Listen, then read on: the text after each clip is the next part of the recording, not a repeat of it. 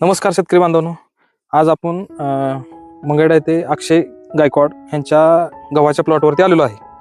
तर ते एक आपण मागच्या आठवड्यात त्यांना एक स्प्रे दिलता, कॉन्टॅक्स 2 मिलीनं, कॉम्बी 1 ग्रॅमनं आणि 0.34.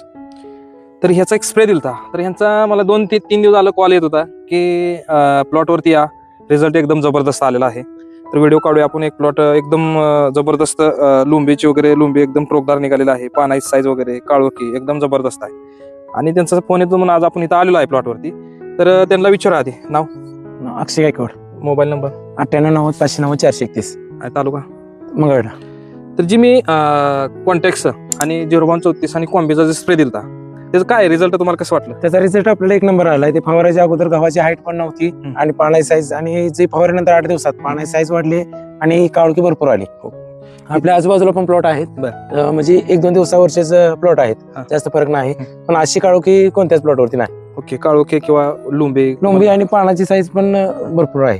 तर शेतकरी बांधव यांच्या आसपास पण गव्हाचे प्लॉट आहेत, तिथं लोक 2-2, 3-3 स्प्रे झालेत, तरी सुद्धा कुठेही अशी पानाची साईज किंवा तुम्हाला अशी काळोखी वगैरे तुम्हाला तिथं दिसून येत नाही त्या प्लॉटवरती.